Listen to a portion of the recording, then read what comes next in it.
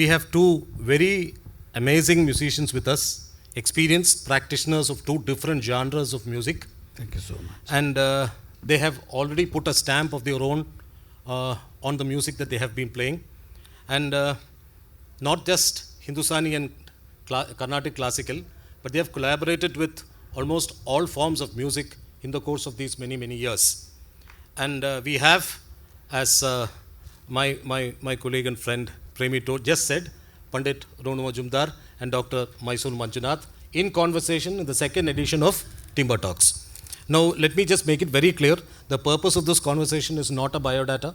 It's not trying to sketch the biographical part of both these very accomplished musicians. Rather, through this conversation, what we intend to bring out is the other kind of nuances of their careers, their philosophy towards music and art, and many such kind of things. So this will, and in case their life comes out through this, well, fine. We have just got 1 hour, so we'll be rushing through the questions and answers because we've got 1 hour and try to pack it as tightly as possible. The first question is to you, sir, Ronuji. What is, according to you, so profoundly unique about the bansuri or the flute? What is so unique about this instrument? This instrument is a pastoral folk instrument, basically played in a rural areas of India and all around the world actually. But those flutes are different type. But in India, of course, bansuri, bansi or murli. So the unique thing about bansuri is that it is the only instrument which is the closest to the nature.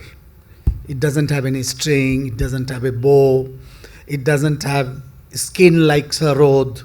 It is just comes from the forest. When the small insects, they carve hole into the bamboo and wind passes through, there are sound. That's how the playing of flute, the idea of playing, blowing the flute came to human mankind. So definitely that is the most unique thing about flute. Yeah. Now another thing, this is also to you, Ronuji. See, you started off with a career, of course you must have gone through guidance from so many people, including your father. But there are two people that I would like you to remember very quickly, Pandit Vijay Raghav Rao and of course Pandit Ravi Shankar. Yeah. And how did they come into your lives and careers? As you know, I was born in Varanasi, the holy city of India. And we came to Mumbai. So Varanasi, I was 6 years old and my father played flute as a hobby. And he was the disciple of great Pandit Pannalal Ghosh. Panna Babu is fondly known as Panna Babu. Panna Babu is responsible of introducing this folk instrument into the classical music. So initially I learned from him, but then my father, because of homeopathic betterment, better life, he got some offer in Mumbai, so we all shifted to Mumbai. And he found the guru for me, Pandit Vijay Raghav Rao Garu, the great maestro, who had Vidwan, Mahavidwan. So, as we say, Mahavidwan means, Vidwans of Vidwans, So, I became his disciple in 75, and I was just 12 years old. And I kept learning. And my father, because of meeting these great people in Varanasi, he understood the importance of learning vocal. So I simultaneously learning vocal from Pandit Lakshman Prasad Jaipur Wale. So that's why I play a lot of old ancient ragas which are never played in Indian flute. Day before yesterday I played Ramdasi Malhar and Hariprasad ji was sitting in the front. And he said that this rag nobody plays in the flute. So I immediately said to Chaurasia ji that I have not learned this rag in the flute, but I have learned this rag in the vocal. Then I converted the whole talim, whole shiksha into the flute, how to bring those curves and how to bring that essence of Panditji into flute so that at least it can sound 75% of it. Pandit Ravi Shankar? That's a very interesting story. My Guruji, because originally he was a Carnatic flute player and a Bharatanatyam dancer. Many people do not know this, that Pandit Vijaya Raghav Rao was not a North Indian flute player originally. So he was in a national orchestra along with Ravi Shankar ji, is the head of the whole department. Because Ravi Shankar ji was 6-7 years. They were like friends, more than Guru Shishya. So he was playing alap one day alone in his room, and my Guruji was mesmerized. And he said, I want to learn. And he became disciple of Ravi Shankar ji. Now coming fast forward to 1980, Ravi Shankar ji asked Vijay, do you have any student whom you can give it to me for my project for Asiad 82 song that was very popular in India, Atha Swagatam Shubha Swagatam. Atha Swagatam Shubha Swagatam in Kalavati. So my Guruji said that Ronu is a good student. He is just 17 years old, but he writes very fast. Music writing. He is like machine. Whatever happened, so I was introduced to Ravi Shankar ji, and initially he was my grand guru. So I played in that song and I wrote the whole notation for everyone else, almost like an orchestra conductor. So I wrote for sitar, I wrote for violin, I wrote for group violin, so symphony violin. But symphony violin was playing Kalavati only, not the Western classical. Well, cutting into short, Ravi Shankar ji told my Guruji that give me this boy. I want him.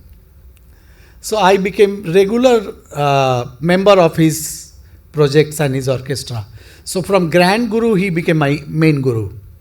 And I did not leave Vijay Raghav Rao ji because he was in Mumbai. I was regularly learning, and occasionally I was learning from Ravi Shankar ji. And many ragas I directly learned from him, which was very Mahar Gharana, ragas like Maj Khamaj, Parmeshwari. So these ragas from Ravi Shankar ji I have learned. But there's one more thing which I think all of us must have read somewhere, that your name was also changed by Pandit Ravi Shankar. My full name is Ranendra Majumdar, Ranendranath Majumdar. Ravi Shankar ji said that this is a very big name, nobody will remember you. So very interestingly, my nickname in the home was Ronu Majumdar. So he said, make this a main name. Should be your name. So he started calling me, and then I went to All India Radio because same year I got a first prize in All India Radio. Those days, All India Radio competitions were very popular. Still it is popular, but those days, Rashtrapati, the president will give the award, and very important radio, Vivid Bharati, All India Radio. So I went and changed the name, but in passport still it is Ranendra Majumdar. I need ticket. You booked my ticket. Okay, now to Manjunath ji, because you are a cut above in the sense that I don't know, so many things you have been doing, not just playing the violin, teaching. You got a PhD in music, and apart from that, so many such kind of creative things which we will come to. But let us take a starter. Let's take the first question here. That is very simple thing. What actually prompted you to take up the violin? So many instruments around you, and why did you just pick up the violin? Many of you all know, my father himself was a violinist. And my father, and even my elder brother, Mysore Nagraj, he was also an established violinist already. And then my father, who is like an amazing musician and a great teacher, a hard taskmaster, he wouldn't let me do anything else other than music all the time. And actually, the advantage of being born in a family of musician is enormous. From morning till the night, when you go to bed, every moment there is music is always being played. And with the sort of person like my father was, we had absolutely no other choice at all. Even if I had wanted to do something else, he would not let me do that one. He was always more music and music. And that is how music came to me. And he's also a notorious sartas master. He must have broken at least 30 violin bows hitting me for not playing this ragam well, that not playing, things like that. And every day practicing for about 8 to 10, 11 hours was a mandatory, without which, you wouldn't get breakfast or lunch or this or that or what, nothing like that.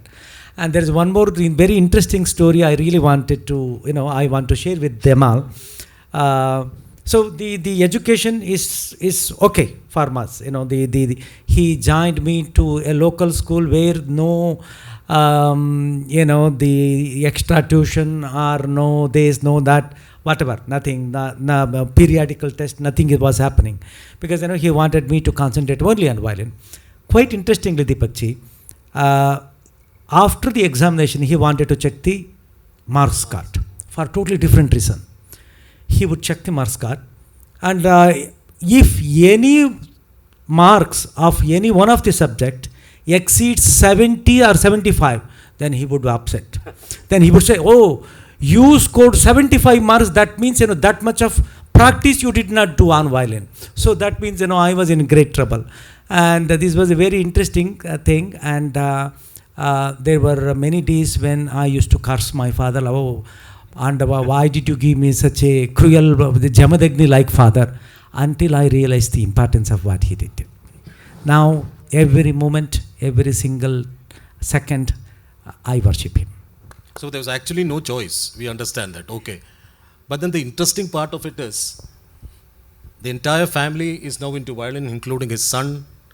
And Ronu, of course, it's different. 2 children, one is a doctor. The other son has started with violin, and both these sons have got together and they're playing together now. East meets South meets North. They made an album. Yeah, they South made an album. meets North. Manjunathji's son and my son Rishikesh, they're playing together now. How tough taskmasters are you all to your children? Both of you all? It is very difficult for me to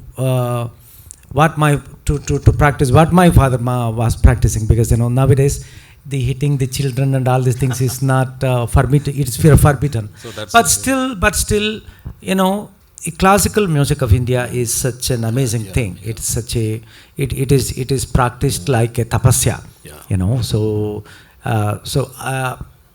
This percentage of being very strict with your students, your disciples is absolutely important. Otherwise, the seriousness will not happen. You cannot learn classical music in the similar manner like you go and then do some karate, learn this or that thing. No, it is one of the, by learning Indian classical music, you also learn the discipline, the culture, the your personality build up, and it is a part of the great Indian tradition. Yeah, and then what about you, sir? I'm not. Your son became a doctor? My elder son also plays flute. Oh, okay. But he, interestingly, I went through a lot of hardship when he was born, the elder one. They have a 9 years age difference between my elder son and the younger one. So he was so scared to take this as a full time. Looking at my career, he said, my father is going through this hell of life, and because I was not coming from big lineage, no parampara in my family. So if you're not son or daughter of a big name, then it's not easy to get breakthrough. So I never forced him. I thought he was very good in science and he wanted to become like his grandfather, because my father was medical, homeopathic of course, but homeopathic, allopathic, both are great medicines. So, but he teaches at home. He is a good flute player. Okay. and is a better teacher than me because he has a patience. Okay. I lose sometimes because teaching is not easy for beginners, because hours you can just be irritated to teach Saregama Padanisa and importance of, because in Indian music it's not tempered scale. Sometimes the Komal Gandhar can be Andolin, means Sarega. In that Gandhar, many Shrutis are getting suffocated. So just to explain that, it just hours, you have to be very patient. So I'm little loving Guru with my younger one, and he's more of close to me. So I just pamper him and try to teach him. Maybe I should be more strict, little bit. I should improve, but things are going well. Okay. Now there's one question, because Manjunath ji, you come from Mysore and he originally comes from Benares, and we actually talked about this earlier. You have not left Mysore at all, and what Ronu ji says is you should not leave Mysore. So my question is to both of you all together, how much have these cities actually contributed to your music? Both Benares, Mumbai for you, sir, and Mysore for you. Mysore and Banaras, two cultural capitals of our country.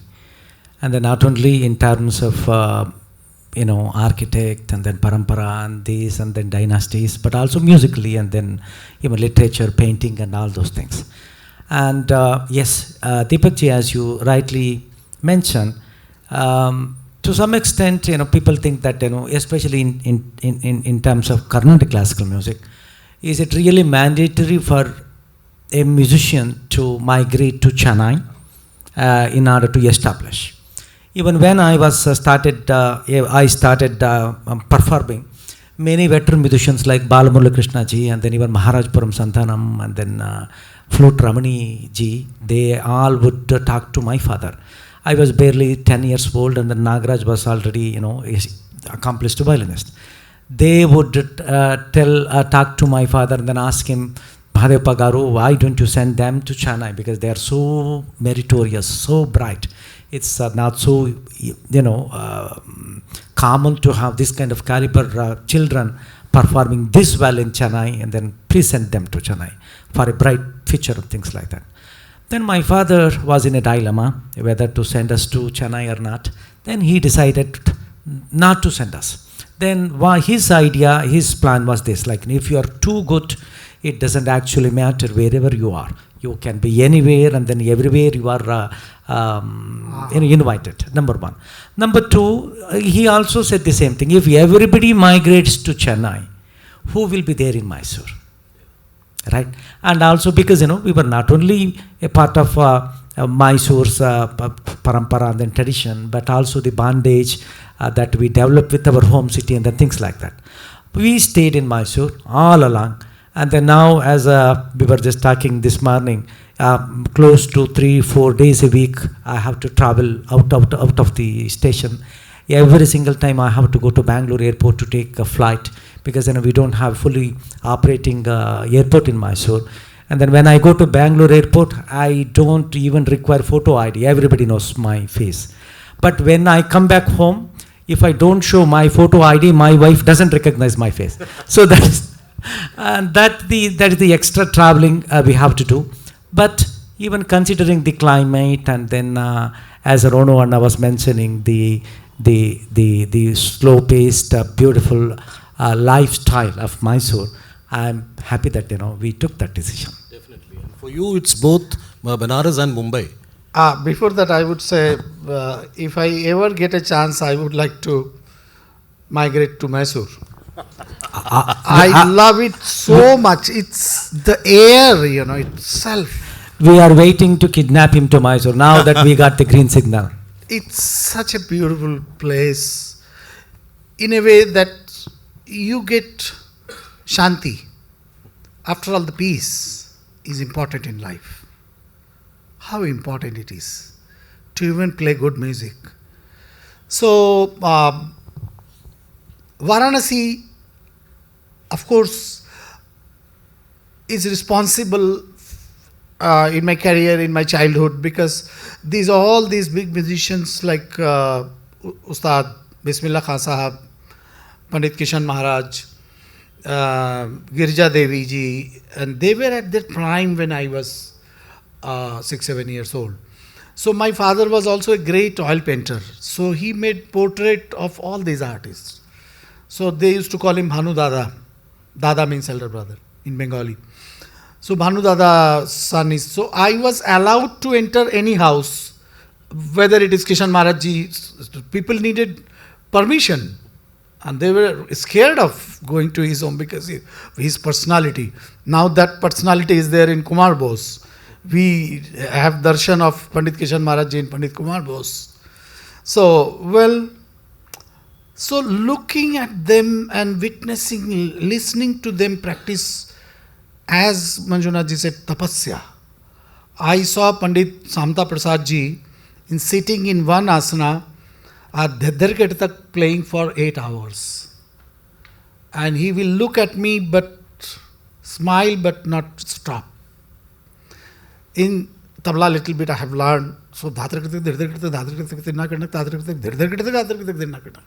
Now dhedher karte dhedher karte dhedher karte dhedher karte dhedher karte dhedher karte is a chilla, means hatha yoga, means one thing you practice, only take one phrase and practice for 40 days in a same asana and get the siddhi in that particular phrase.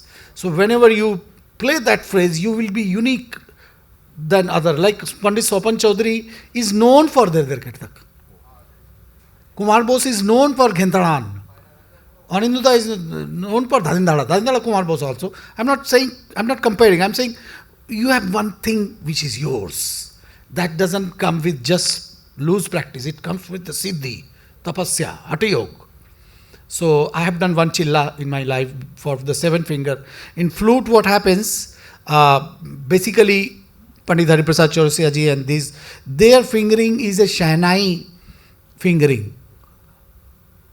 Means the actual flute fingering is accepted by everyone what Pannalal Ghosh played, which includes this little finger for low madhyam. So I was not able to play low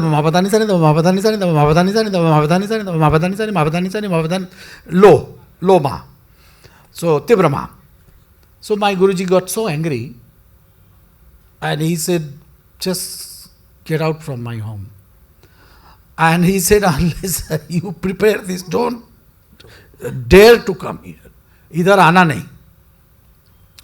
I was 13, 14 years old, maybe 14. So we used to stay just near to Bombay, because Bombay was very expensive. Even that time Bombay was so Ulhasnagar. So I was crying and my father said, oh, good, Guruji did the right thing. Now you will understand what is chilla. So that time I did the chilla of 40 days. And what about Mumbai? What did Mumbai give you? Mumbai gave me everything. Mumbai is a city of everything. Because you meet Mahavidwans staying in Mumbai for career sake, and you meet people also who are not classical musicians. Western musician, jazz musician. Louis Banks stays in Mumbai. Though he is a Nepali. His original name is Damar Bahadur Singh. So he became Louis Banks later on. So I got to know how to collaborate, how to jam with jazz music, because jazz music also improvises. Jazz musicians do improvisation, but they don't have a structure of the raga. They improvise on the basis there underwater harmonies are going on. So if I play saga ba da ma ga ma da ni re ni pa ga, so obviously da ra ra ra, that underneath the minor major seventh is going on. So while improvising, you have to keep listening the harmony. So those things, Bombay, I just got deviated a little bit. So Bombay made me a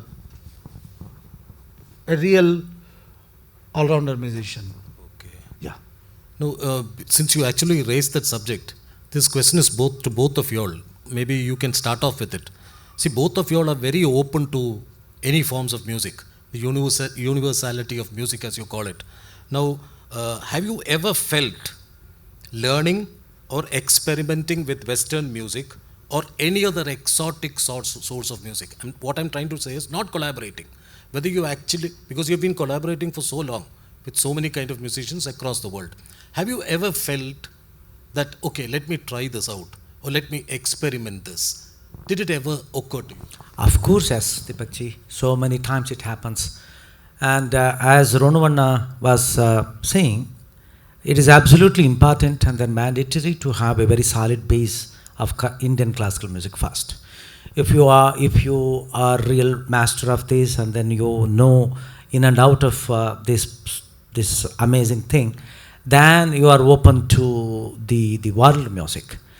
And if you are an instrumentalist, then it opens up a totally different kinds of windows sector altogether, because ultimately instrumental music is the instrumental music has the universal reach, and then more lyrics, more sahityam you have, it has only regionalized reach. Instrumental music goes beyond geographical boundaries, and then beyond religion, beyond caste, beyond races, beyond countries, continents, everything. Everybody loves music. And being sincere practitioner of Indian classical music, instrumental music, naturally, all this over several decades, we get to perform and then meet and record with some of the topmost musicians from different genres. Naturally, as we were talking this morning, you have to go 50 miles, and then he has to come 50 miles, and then there you meet. And unless that meeting ever take place, the music will not be very beautiful. You cannot ask him to come all the way from there to 75%, and then no, I don't even live from here. That kind of things doesn't work. At the same time, we also have the responsibility of retaining the originality of the Carnatic classical music or Hindustani classical music. At the same time, then separate the segment of our concert is totally meant for this experimentation, things like that. During this wonderful journey, naturally we attempt many other things, especially whenever we perform with the jazz musicians or Persian musicians or even Western classical musicians or Indonesian musicians or Japanese musicians. Japanese musicians, Chinese music, they have more like a pentatonic scale based compositions, like our Mohanam, our pentatonic things. And naturally, you compose in the similar manner so that it is more easily understandable by them, and then people, the international audience will also enjoy this one. Yes, it is not only sitting on the stage and then performing and then being involved in the improvisation all the time and then enjoy the stature. At the same time, it is also a nice and then disciplined procedure of learning many things also. Beautiful said. Okay. Now to both of you all, this question is to both of you all. Maybe you can start off, sir. Now, has it ever happened to both of you all that you have conceived something, you have planned something to come and play? Okay. You have planned it in your mind to come and play. I'm not talking about a Jugalbandi, I'm talking about your solo performances. Both of you all do so many solo performances. And then you are not able to bring it out completely, or your instrument does not bring it out completely. That's one side. And the other side, have you also felt that there are moments when you have not planned something, but your instrument came out so well, it did something beyond your expectation? Has this ever happened? It has happened many times, especially with a musician like Manjunath ji. Mostly we don't plan, and best thing, we just keep talking what we will play, what we will. It depends on your co-musicians, how the attitude is. If you are a melting pot, if you keep your ego yourself behind and music front, music is as the main element, then it can happen. If your personality problem is very bad for music. I'm very sorry to say this because I don't know where this ego comes from and where this word was invented. So it's an enemy of a musician. Biggest enemy is ego. Because nobody is the best in the world. It's always bettering yourself. It's every day you try to better. There is no parameter that, okay, this is the best I ever heard. But this is not the best. You never heard better than that. So you are somebody who is searching for the even better than the best. So it has happened many times with me. Even day before yesterday, I'm again and again saying, in whole season I have not played that kind of concert. Whole season. And because I was planning Jai Javanti, and the moment I heard from Ojas Adia that Hariprasad Chaurasia ji is the chief guest today, and he arrived just now. I said, is it he was supposed to come? I said, yes. And he's 87 now and hardly can walk.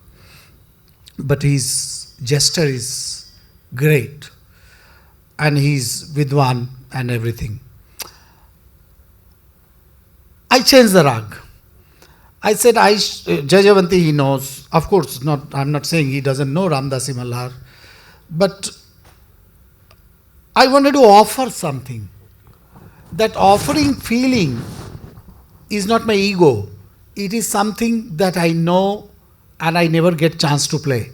It is something which Guruji gave me and I have achieved. Sa re ga ma ma ne pa ga re ga ma re ga.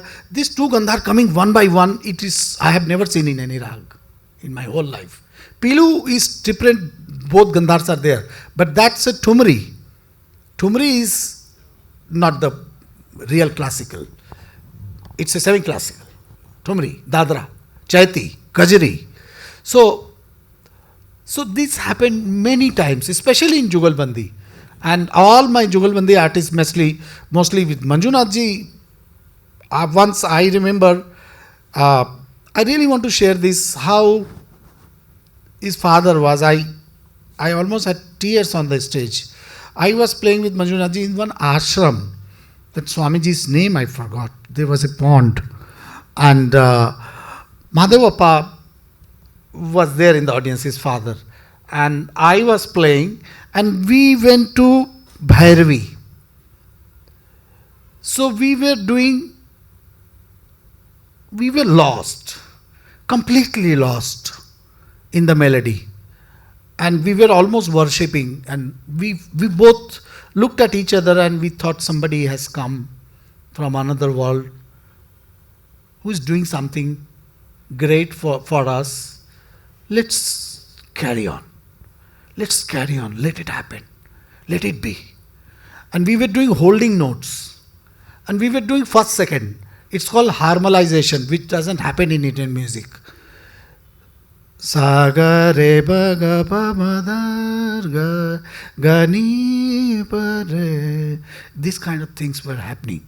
And at the end of the concert was pin drop silence, no clap.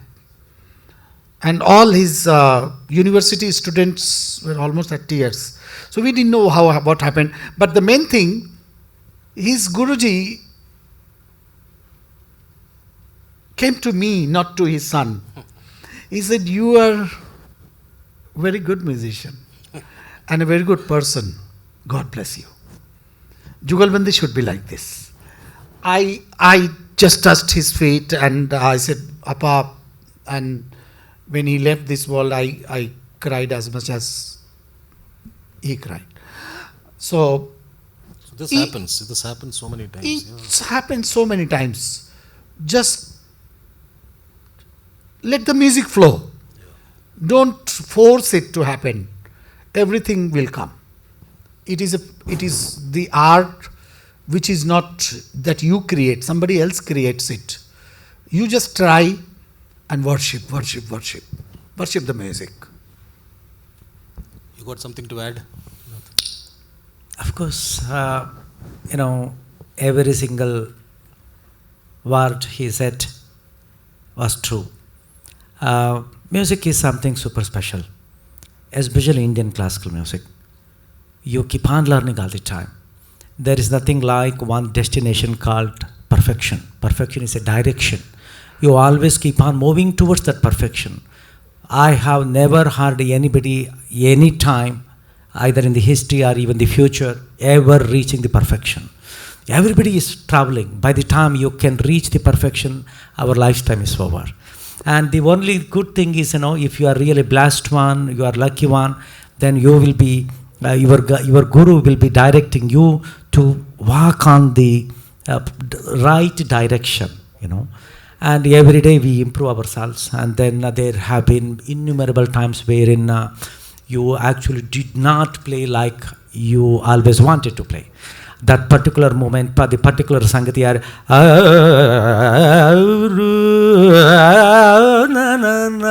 something like this.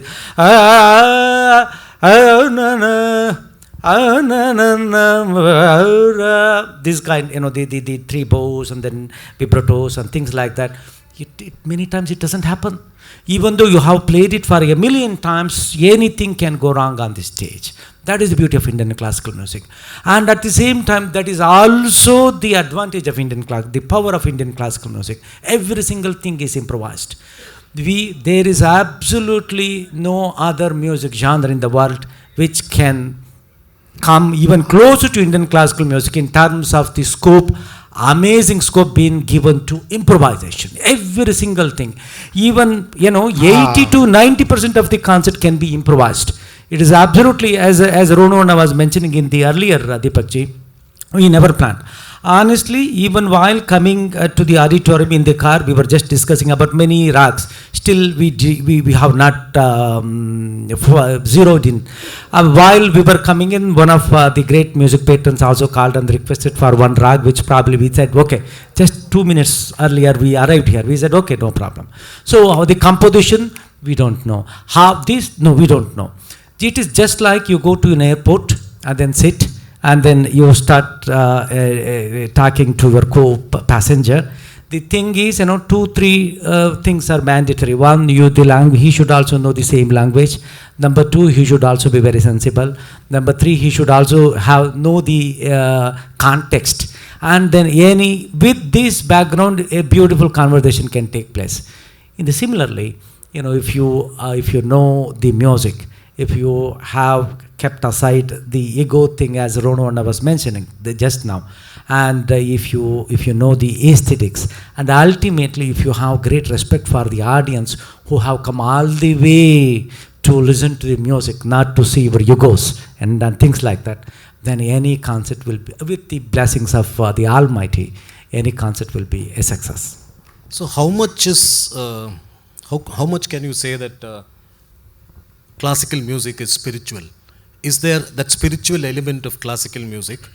How much do you think it's spiritual?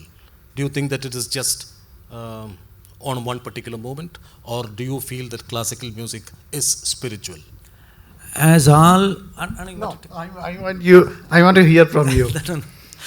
As it has always been mentioned, not only by the musicians but musicologists, but even from time immemorial, all the great texts. If at all there is one music system that can be so close to spirituality, it has to be Indian music. Because Indian classical music is never for the sake of entertainment. Of course, we come here and then entertain the people and the things like that. It is not like, some disco dance or this or that kind of jing, jing, jing, jing. Then it is not nice. It is not nice. It is not gimmickry. It is not some circus kind of things. Spirituality, in all the great composers of Indian classical music, whether it is Tyagaraja or Dikshitaji, Swati Tirunal Maharaja or Tansen Ji, all of them, they always praise, they always sang for the God, not for the human being. We also have a famous incidents of many of them even refusing to sing for the kings. Tyagaraja refused to sing for the king, and then he said, when he was offered the treasury of the golden coins and things like that, then he composed Nidhi Chala Sukama Ramuni Sannidhi Chala Sukama. That is the great moral. Unfortunately, we play the same thing and then take 1 lakh rupees and then go. Now, that's a different thing altogether. But these are the spiritual connection. We also have, I really want to see what Ronu needs to say about this. Even while we play, many times we forget ourselves. And the more time you forget your existence, it is like doing a tapas. It is like doing a meditation. Music, Indian music is nothing but meditation. Anna, please. Absolutely. In North Indian music, tihais were not played before the Mughal period. Mughals came to India.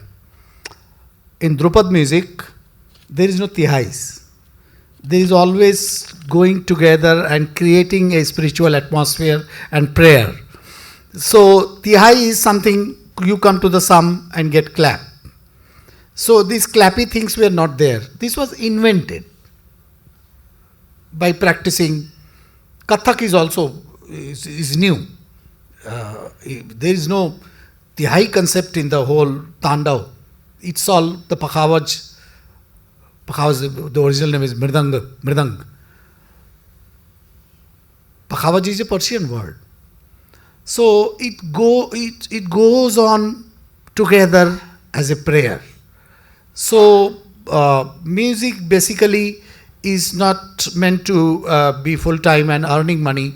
It is, Vivekananda ji said this in his biography, that it is so unfortunate that musicians, if they want to really be good, they have to spend so much of time to make it perfect, better and high level, that they cannot do other things like going to job or earning money. Otherwise, basic idea is not to play for money. Basic idea. That's why once Osho Rajneesh said very nicely, he said the musicians are the actual saints, better saints than the actual sadhu and sannyasis. He said, why? Because if you go to a shop and give 1500 rupees for a shirt, you never get Alan Solly brand or something like which costs 3000 rupees. You get the shirt of 1500 only because you have given 1500 rupees. But in musicians, whether you pay them or they play free, they never sing best out of tune. They sing best only. So initially or ultimately, they don't sing or play for money. It just needs of the life so that the life runs smoothly and you can do music. That's why many musicians become full-time ultimately. But they don't learn to earn money. The goal is not the money. Like in college and in schools, they said, if you are so good in IIT, the big companies come to your campus and choose you with a very good offer of, and they very proudly say, I'm getting per annum offer of 20 lakhs rupees per annum, per year. But in music, it's not like that. Nobody is considered, we don't talk like this, that this musician gets 10 lakh rupees one concert, has to be good. Good is something else. Fame is something else. I think we can go on talking for so long, but then we've got so many things lined up. So before I just wind up, just two questions. First to you, and then finally we end up with Ronuji again. Manjunath ji, you have got a very strong creative side apart from playing the violin. We know that you are as a composer, as a singer, the albums that came up, the songs that you did, especially that in international collaboration during the pandemic times, and then Aroha, the musical kind of thing that you did. There are so many things that you've been doing right through. And apart from that, your teaching also in the University of Mysore. How do you manage time? It's a very difficult Deepik, and each one of them is by itself is full-time professional kind of thing. But still, if you have the passion, if you really want to do it, and if you are able to lose yourself by doing all these things can happen very easily. At the same time, even though I have come from a very orthodox classical traditional background, Indian classical musician, being a violinist, being exposed to this many world music scenario, having been to more than 50 plus countries all these times and then performing everywhere, naturally you come across, you get exposed to different genres, different melodic ideas, music things, this ultimately. And moreover, wherever the music being a common factor, whether it's a music or theatre work or dance or this project or film music like Ronuji does, and then all these things, ultimately what you are doing is music. It's applied music at two different times. And it also gives you an occasion, an opportunity to explore into that domain and then do some kind of improvisation and explore it, and then little bit of innovative projects and things like that. So I have always been doing it with utmost passion. The moment you lose passion, naturally all the trouble will start. You get tired, you get bored, you get this, you get that. But it's the trick is the secret is never losing even an iota of passion. Wow. Wow. We are ending with Ronuji because he worked for a long time with R.D. Burman. Yeah. So we don't want to know how you worked and what kind of a composer R.D. Burman was. And we also know that you are an excellent singer. Both Manjunath is also an excellent singer. But here is a recorded singer who Louis Banks put him into his album. Yeah. But the track was originally to have been sung by Shankar Mahadevan. Yeah. And then you went down to sing that in that album. Yeah. You have also done voiceovers for Wadkar, Suresh Wadkar ji also. Yeah. So we know how well you can sing. The first time we met, you sang Deewana Hua Badal for me at the Naval Base. Yes. Please sing something for us now. Pradeep ji is...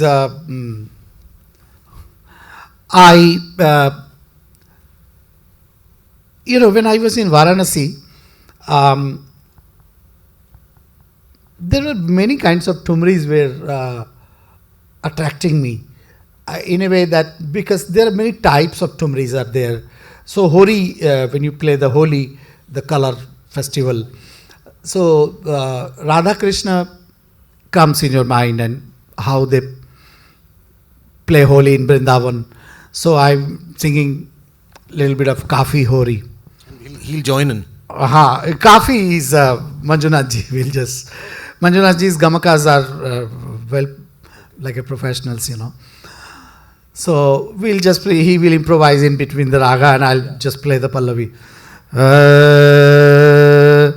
Holi khelat Nandlal biraj mein, Holi khelat Nandlal, dekho Kana ne धूम मचाई बिरज में, होली खेलत नंद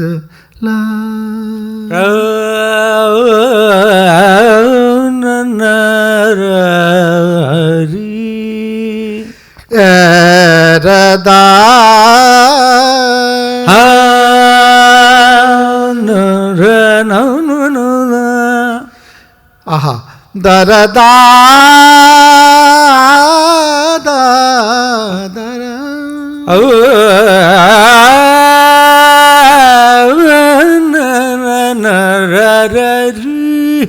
Danigarenida. Danigarinida. Nida Bamapa. Nigabamnara.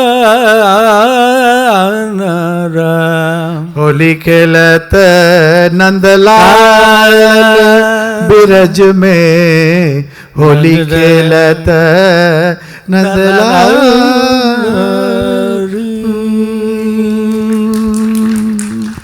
Thank you so much. Thank you both, Ronu Majumdar ji and Manjunath ji, for having agreed to be part of this Timbre Talks. And that is why we bring in these kind of musicians, because to share your experiences with us. On behalf of the Punatrisha Sangeeta Sabha and the audience gathered here, we thank you once again. Thank you, Pradeep ji. Thank you. And it's a long friendship. He's like my elder brother. And we spoke about Bollywood also, Mohammad Rafi Sahab, Kishore Kumar, and all these great people, Lata Mangeshkar ji. And so we don't only speak about one genre, but we talk about everything. This is the first Jugalbandi we are doing without our instruments on the stage. Thanks so much. We enjoyed immensely. Thank you for being here.